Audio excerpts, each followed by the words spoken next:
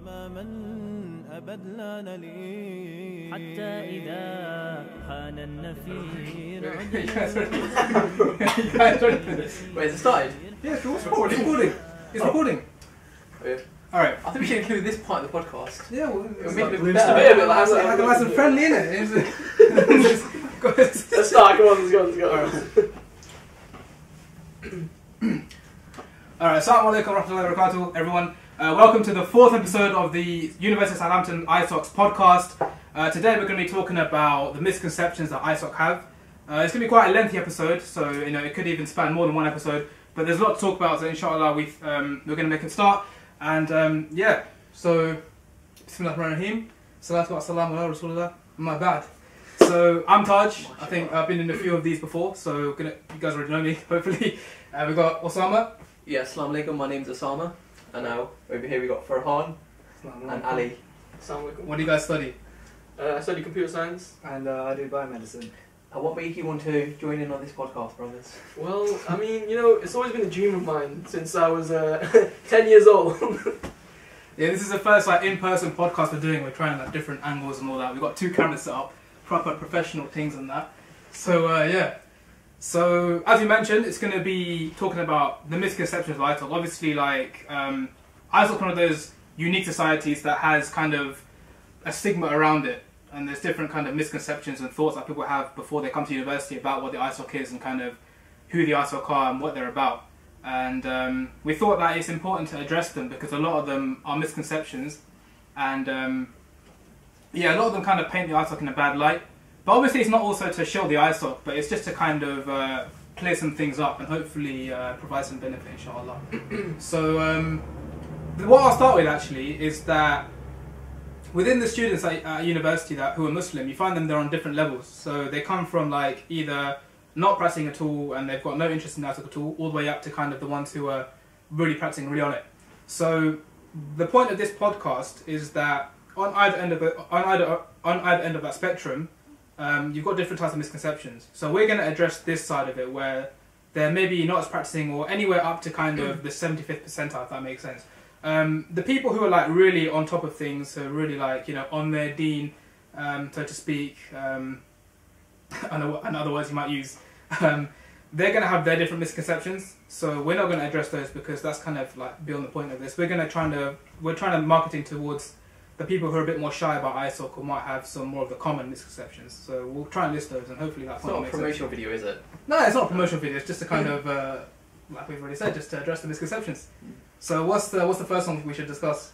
I think before we start, let's give a shout out to our new buddy scheme. So for those who don't know, we have been heavily publicising it, but we have recently started a buddy scheme. And to do with misconceptions, I guess, the idea of the scheme is we're pairing freshers up with existing students. All we're doing is just making a connection between a current student and a new student.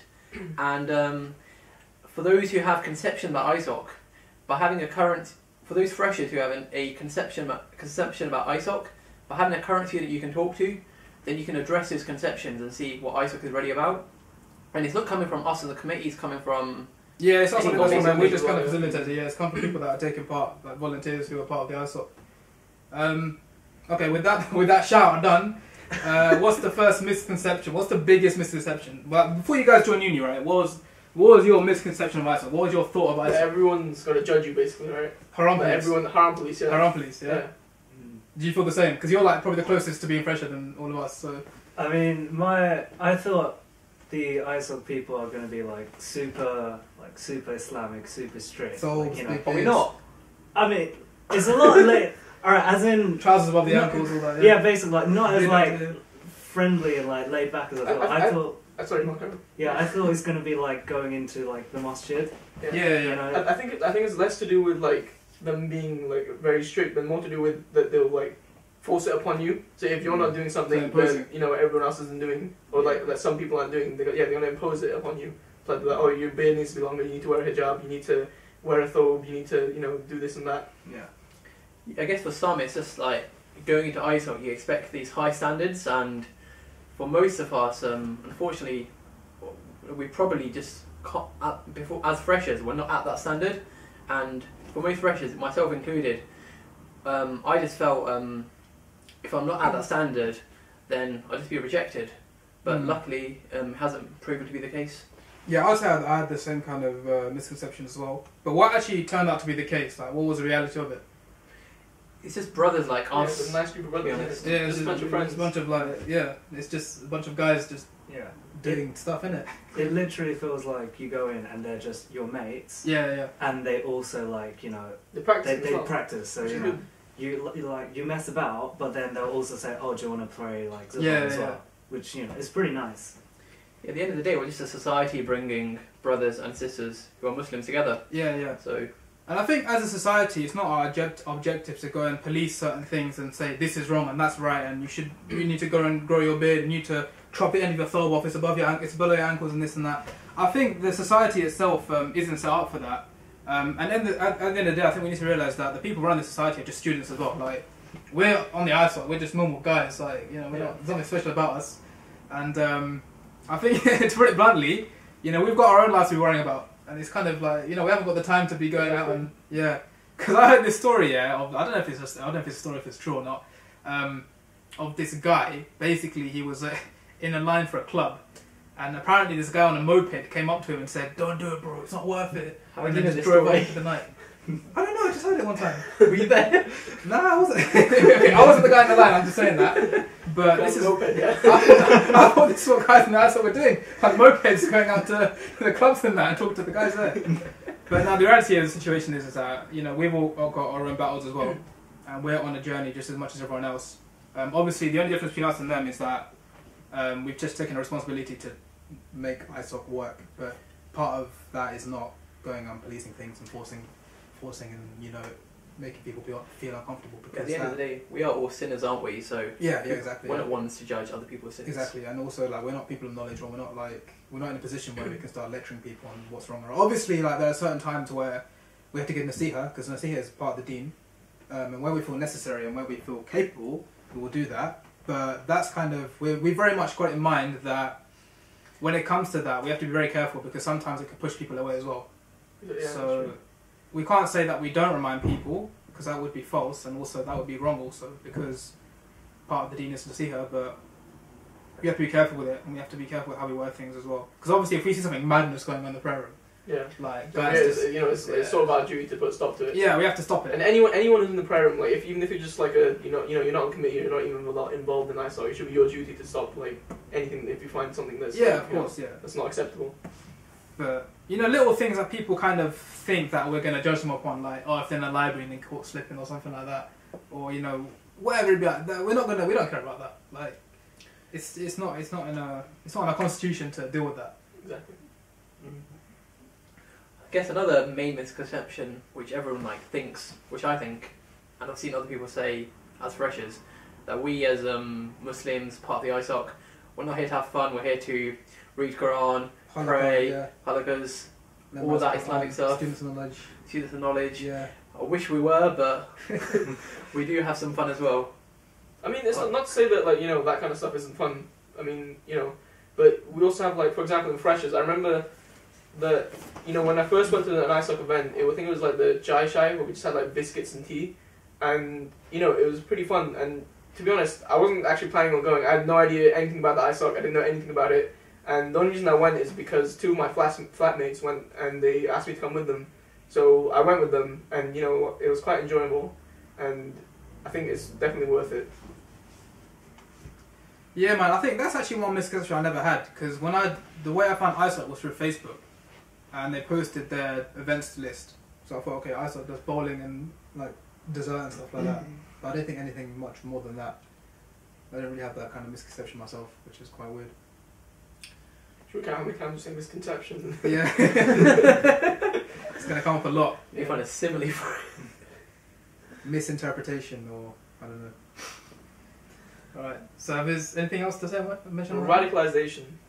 So, I okay, think this is some the people- juicy one. This is okay. So the juicy So one. this one, I actually have a funny story So about this. I careful, remember after the chai right, I went to I got invited back to a brother's house, right, and it was me and my other friend Mahir, and we went back to the house, right?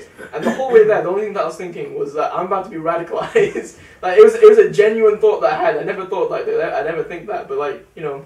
But then when I got there, you know, it was really calm. Everyone was nice there, and we just chilled out, and it was completely fine. So you didn't get radicalized? Yeah, so I didn't get radicalized. Basically, you're not going to get radicalized. Not by anyone here, anyway. No, I think the thing to remember is that we're not going to dismiss the fact that these things can happen and have happened in the past. Not here, anyway. Not here. Not But it's happened like in other universities. So it's an issue that is important to discuss, but also there are things in place to prevent it. And I think the ISOC committee is always kind of on top of these kind of things. Like, we kind of make sure that if there's a kind of a dodgy conversation going on, or if there's like dodgy characters like in the prayer room, or like, you know, that kind of stuff, we kind of we have brothers who are kind of like capable of kind of like dismissing, and not dismissing, but diffusing those kind of situations. Because we've had like strange characters come into the prayer room and stuff like that. Not like on a radical thing, but like just strange in general. Like, Could we have some examples? Should we leave the I mean, you could. There's two I can think of. I've got an anecdote that is like, not directly related, but it gets a point across, is that we had that one time the guy was sleeping in the prayer room. Yeah. So I don't think that was a radical thing. I don't think he was radicalizing people. But the point is, it's like a weird character, like in the space of the ISOC, and like luckily we patented it. So The thing is, he wasn't a student, and he wasn't like so related to the university at all. So like so basically we just sorted out straight away. We just instantly, as soon as we found out, we sorted out and said, no, this can't be happening, because obviously this is it can be a problem. So yeah, it's something that the ISOCs are on top of, and it's something that is it can be an issue, but it's something that we actively seek to try and avoid. The other thing is also, when it comes to like inviting speakers down and stuff, the union has to basically get a list of all the speakers, and the union like extensively research. Basically vetted, aren't they? Yeah, they're vetted. So we can't host an event that has like a dodgy speaker come down. The union won't allow it. And any event that we have, even like Quran halaqas and all that stuff, this is all like sent to the union, and they kind of let things go forward. And if they feel like something is dangerous, then it's not going to happen. So the university itself, on top of the ISOC, is on top of these things. And we have risk assessments for everything. So I mean. Yeah, even online events, like there's risk assessments. Like, it's crazy. But Like straining your eyes and all those other risks. yeah, having bad back posture and all that, to put that down on a risk assessment. But yeah, I think extremism is an important one, but it's one that is quite rare. Nonetheless, it's important, and it's something that we're very much on top on. So not something to be too worried about. Anyone get any other thoughts? Another positive which I've noticed, I didn't expect it to happen. When I joined the ISOC, just went in general and went to pray, I thought initially it would only be university students, but seeing like locals go, and some of the local brothers, like some of them are very like good guys and people of knowledge actually, and that's it's something you can relate to as like back home as well, like in your local mosques. It's not just it's basically, we're just not university students. We got people of all ages, all backgrounds. We're not all the same. Because we're such a big society, alhamdulillah, we got a great deal of diversity. Yeah, especially in Ramadan as well, because we have the whole community basically come to open the iftar with us, and it's quite a nice vibe, and like, you know, you get to meet other people from the community, and some people even like donate food as well, which is a good thing. And I mean, yeah, we have contacts with the masjids as well, and the ISOC is basically, it's not just students, it's like the whole community. So like the Muslim community in Southampton, you could say, this related to the ISOC basically. I think on that one, that's more of an important note for the people that are looking to join ISOCs or take part on a committee level, is that the people that you're serving aren't just the students who are like between 18 and 21. You've also got, that's obviously going to be the majority demographic, the people that are doing undergraduate degrees. Postgrads, but you also got postgrads, PhDs. Some of them the will have like who've got ISOC is the nearest. Like, there's if you're in a particular city where there's people living near the prayer room the campus prayer room, they might just come there instead of going to the local masjid. So you have to take care of them as well. You're going to have demands from them. Sometimes it's a bit difficult to deal with, but the whole point is that as an ISOC, we're not just serving people who are doing undergraduate degrees. We're serving people that are, you know, upwards of the age of 30, 40, families, married, all these kind of things. So yeah, it's a whole wide range of people that come from different countries, not just like UK. You got all over the place. You got Egypt, Libya, Algeria. Whole Khalid, you got people India, from Africa, Nigeria, Pakistan, India. China, Japan, even Trinidad and Tobago. All Trinidad and these Trinidad and Tobago. Tobago. Yeah, it's crazy. You never expect to meet these kind of people. So that's a positive one. Yeah, it's a misconception, but it's With all it's this a nice one. diversity, you're always going to find somebody who relates to you and somebody who's got Exactly, yeah. similarities to you. Whether you're joining the ISOC to meet Muslims to improve on your deen, but also to play sports and do Yeah, socials. Everyone brings their own flavour into it, and it's a misconception, but it's a nice surprise when you realise that. Hold on, like it's not what I expected. Like it's kind of. You got a whole bunch of characters basically. Right, is there any more that we're going to go through before I go into the big one of the other big ones? What's the big one? Oh, I'm excited. Freemixing. Yeah, let's talk about freemixing. Freemixing. Let's talk about freemixing. This is a big one.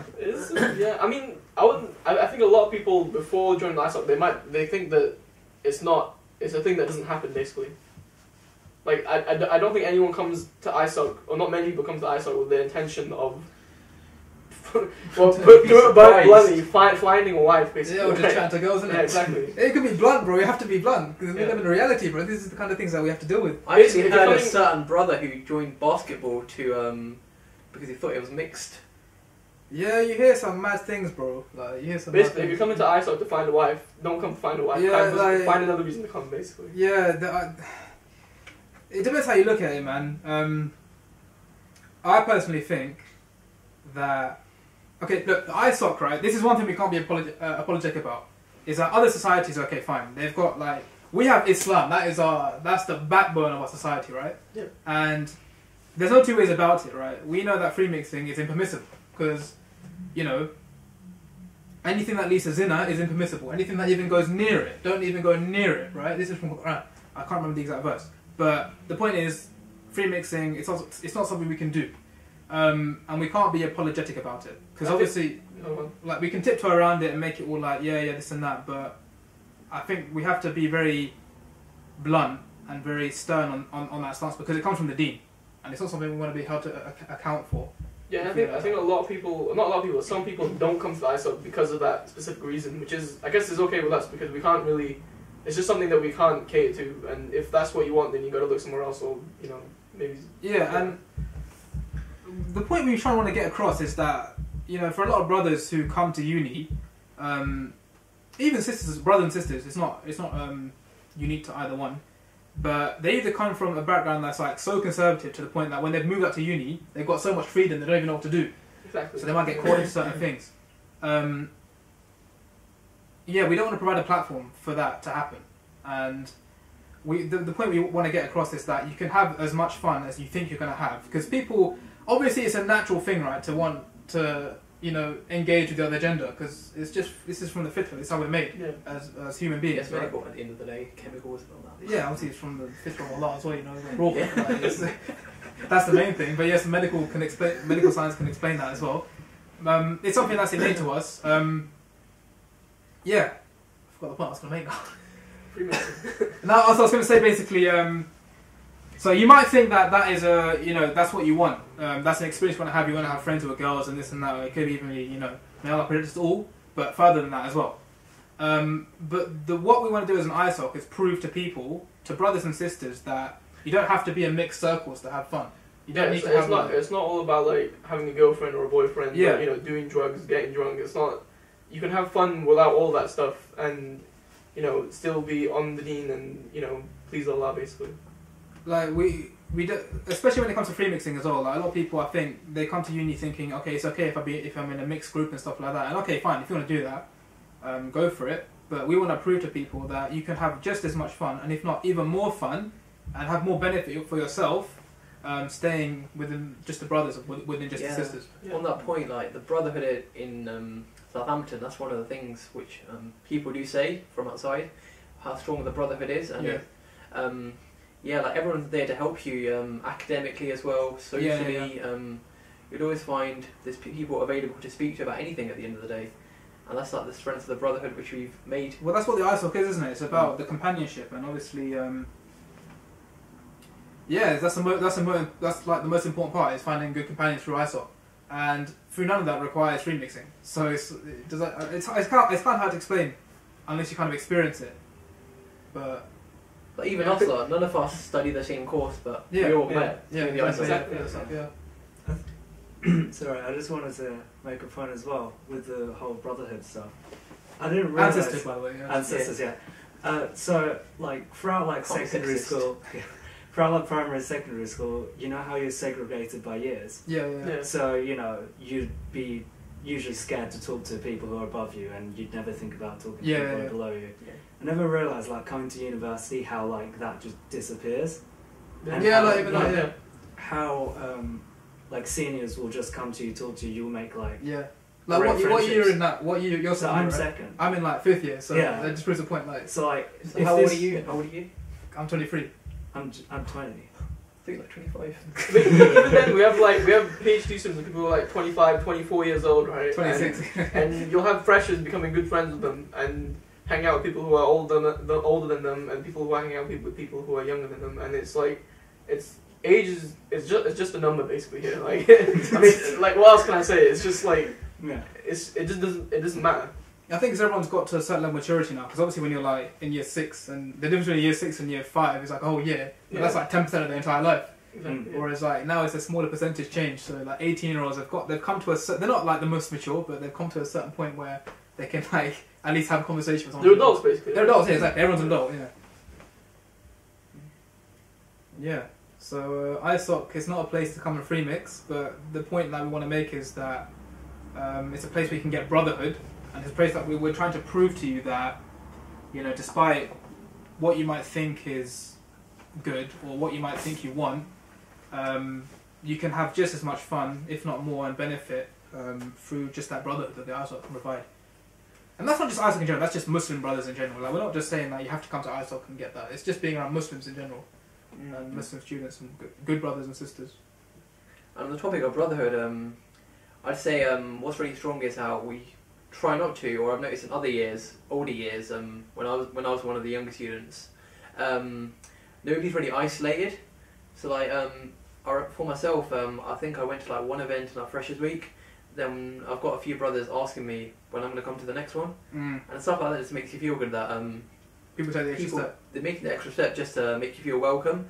And when other societies are just like leaving it, you've got people in the ISOC, they are messaging you, and it's just a nice thing to have, isn't it? Yeah. Yeah. I mean, like coming to like another brother's house and like just chilling and like just talking, chatting, eating food, which is a big one, and like it's just a vibe really, and it's just like it's something that Yeah, We just had a quick minor camera Just a- glitch. Just a minor hitch, but we'll continue. So you're talking about going to brothers' houses and stuff. Yeah, exactly. It's just something that when you don't have it, when you're back at home, it's not the same, and it's something that you get used to, and something that that you learn to enjoy. Yeah, I think a lot of people think like, what do people in the ISOC do? Like, what do they do for fun? Because obviously we don't drink, we don't go out, we don't free mix, we don't any of these things like people perceive as fun, right? Yeah. Because obviously we live in a culture where that's like integral to a lot of people's social lives. Is Yeah. going out drinking, free mixing, and engaging in other than that. So what do we do for fun? Well, as Ali mentioned, we just sit in each other's houses. We just Eat food. Just like eat this. food. We just do this. We just chat. We eat food. Do podcasts. Record podcasts. Yeah. That's like the chill thing, but also obviously ISOC as well. Just again, Yeah, but ISOC talking about events, don't we, we at the do end of the ISOC holds events. Obviously, we're gonna have like socials like bowling and kind of sensible stuff, trampolining, rock climbing, sports. Yeah. Yeah, for those all sorts. who don't know, ISOC, we've got 4 main campaigns in the year. So may as well give a shout out to those. So we've got Freshers Week, Fresh week, first one. and then we've got Charity Week, which is huge. Big But one. with social distancing and COVID, But in general, like charity week, like what is it? so Charity Week is where we it's a Islamic relief initiative. It's done by a host of ISOC throughout the country and around the world. Yeah, it's like 400 institutions or something like that. It's It's crazy. huge. It's huge. It's in the And, US, Qatar, all these Germany, Europe, UK. Yeah, it's like a 2-week window, and the aim is just to raise as much money for charity. And the good thing about it is we get to see where the money goes to, because Islamic You relief. get to vote on it where it goes. Yeah, Yeah, so charity week itself, like, it's not just like bucketing or going onto the streets. That's part of it, but it's not like that kind of annoying charity We week. have where- like bake sales, quizzes. yeah, all there's a sorts. whole social aspect to it as well. Like, for for example, Mount Snowdon Cacti Clan, sale. Cactus Sale, yeah. Like it's not just going on the street and begging people for money. Like it's a whole like it's like an activity almost in itself, and it's a social thing. And obviously there's barakah in it because you're raising money for charity. So that's the one thing. That's how I got involved in ISOC for Charity Week. I got asked to come to. You guys heard this like story a million times now. Let's hear it again. I'll go one more time. No, but it leads into what you were saying about the brotherhood. So and, let's like, have it. yeah, you probably tell it as well yourself. But like, I want to hear your version of the hadith. Once upon a time, Taj was in his room. I was in my room, yeah. He was on his bed. He just had dinner, and then one of the committee members, Brother Junaid, I never met him, but I heard he was a great brother, and then he gave Taj a call, and Taj is thinking, what is this? Yeah. And then the brother's telling him, we've got a Snowdon climb tomorrow, and another brother has dropped out, and if we need you to fill it. Without you filling it, it's going to be an empty seat, and the ISOC needs to make that money back we paid on the seat. I didn't pay the ticket price. Didn't watch that, that's amazing. We'll have to take up that other He's narrated it correctly though, but You know what? The same thing sort of happened to me as well when we went to the South dinner in my first year. Oh yeah. Because I think somebody dropped out, and then Kamran messaged me, and he was like, "Do you want to come to the dinner?" And I was like, "What dinner?" And I was like, "Yeah, sure, why not?" And then because we went to the first one, didn't we? Just a normal the dinner, the CW dinner that we have just in Southampton. Yeah. And then I enjoyed that, so I was like, why not go to the second one? And it was quite good. That was we want to talk about that. That was a very interesting dinner, yeah. And but the point is that all of that, the fact that we're sitting here now, is because a brother, not the same one, but a brother just came out to us and said, look, on a personal level, come to this one, and we went, and that was it. And I recorded a podcast. We try to, and as an ISOC, not isolate people. I think we mentioned it earlier, but then the camera's cut out. But yeah. Before the we talked about Charity Week, weren't we? What the ISOC actually does. Yes, we mentioned Freshers Week, which is coming up. It started actually by the time this podcast comes out. So yeah, in the next 2 months it'll come out. It'll come out for Charity Week. Once the editing is done. Yeah. We also got Believe and Do Good. badge. Yes, Believe and Do Good. That's the first initiative. Yeah. So basically that just consists of different events, and it's just all around the concept of believing in Allah and Islam and doing good basically. So some of it could involve dawah, some of it involves we have, for example, the homeless walk, which is where we go out and we give food to homeless people. We have the charity, the care food, home. Yeah, the care home. So that's when we visit elderly people in the care home. Unfortunately, due to COVID-19, we weren't able to do that as much as we wanted to. You did that once though, didn't you? That was we did so once, fun, yeah. though. It was quite fun as well. You did that once the week before, lockdown. Yeah, we had it all planned to go this year. Yeah. But yeah, we did a car wash as well, in the Masjid car wash. Yeah, car wash. We have the food bank as well, clothes bank. We have quite a few events for that. And then we have Discover Islam Week. Yes, Discover Islam Week. This is like the reason why I joined the ISOC actually. You get 5 days of free pizza. Oh, this is the second reason why I This is the second reason. You also get amazing talks and lectures from some top people. Some pretty big characters come down usually from Ayah and stuff like that. So we've had Hamza Tortis, Ali Dawa. Dawa. We had Bilal. Bilal. Yeah. Mm-hmm.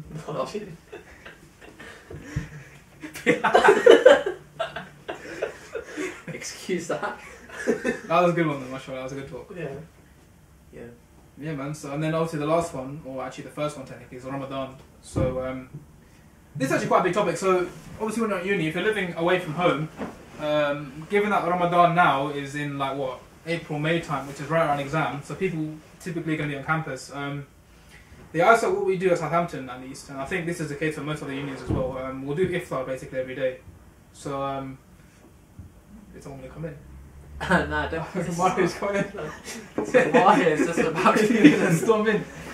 Yeah, so basically what we do for Ramadan is we have iftar every day, alhamdulillah. So that's basically funded by the locals. So in the program we have up to 200 people every single day. Easily, Easily, yeah. We basically provide food for everyone, Yeah. and it's not like we're giving you a snack. We're feeding you. Alhamdulillah, yeah. Yeah, it's great. It's good. And it's completely funded by just donations from anyone. And mashallah, we get quite it's amazing that we get enough donations to be able to feed people Because you have to every think day for 30 Yeah. days. because it's not exactly cheap either. You know, we're talking Exactly, about £100 per day. It's costing, you know, 3 figures. So to get that every day for 30 days straight is quite incredible. Alhamdulillah. So it's a massive blessing. And it's all thanks to the community, basically. And Yeah, the pretty community much, that we yeah. built up throughout the year. And, you know, just, yeah. Yeah, like I mentioned And there's before. no obligation for anybody who wants to come and just eat. You don't have to pay or anything. Yeah, it's just come and Just shop. You anyone. can even just take the food and like eat what you like. Like makes it, it's good, man.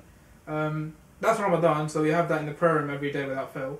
We have Tarawih as well. Tarawih, yeah. So all that stuff is the stuff that you would have at home. It's not the same. You're not going to get your mom's cooking, but we try to keep it as close as possible. That there's a It's relatable for you at the end of the day. yeah, Just like, you got people to sit with and eat. I mean, you're not going to be alone sitting in a room in halls like I was in first year. You have the Tarawih and you have like food to eat and people to be around. So yeah, it's good, man. It's good. Any more misconceptions about ISOC? Farhan, as you're probably the youngest here in terms of year groups, what have you felt changed in your view of ISOC from first year to this year? I didn't realise how. Sorry, my voice is going.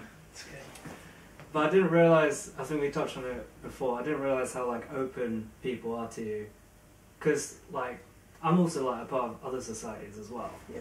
And with other societies, it just feels like, you know, we have something in common. We just do it, and that's it. But I feel like ISOC extends outside of like, you know, the prayer room or like the actual university itself. It's anything from like having like a brother just like text you, hey, we're doing something, do you want to come and join? And you know, things like that. And it's usually like small things like that that lead to like spontaneous like events that happen to be like some of the most fun things I've had, at least in first year. So yeah, I think one of the big misconceptions I had was just, you know, I wouldn't really have fun in ISOC. It's just a place I go to pray, basically. I didn't realise how much of a big thing it'd be, and how big it'd be, like part of my university experience. We didn't pay to say that, did we? Like, just so. No. To be fair, through the ISOC, we are all living together. Yeah, exactly. Yeah.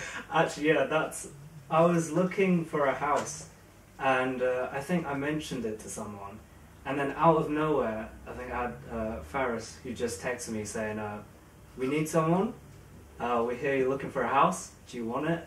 And I was just like, oh yeah, sure.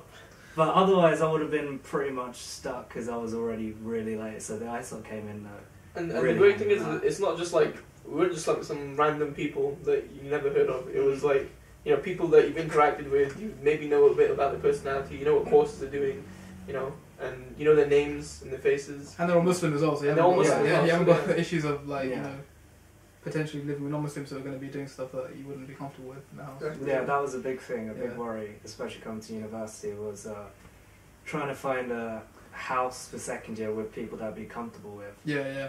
especially like as a Muslim. But yeah. I think, you know what, that comes down to like what you mentioned about just doing like random stuff or small things. That's because it's the one thing that Muslims have that no one else does. It's the concept of brotherhood. It's the fact that it's an amana. It's an obligation for a brother to help his brother out. Yeah. And that's ultimately what ties us down and keeps us together. We have to do it, otherwise we're finished. Like, we have to do it. So and there's also a reward in it for us as well. So it's all stems from the fact that it's a whole aspect of getting rewarded for it. And, you know. Well, at the end of the day, with all societies, all events, we can't really like make people go. So it's about making the first step yourself. Yeah. Any freshers who's watching this, or anyone who's on the fence about coming to ISOC, but once you come to like one event or something, I'm sure you enjoy it. And if there's any questions, any issues, you can just ask anyone.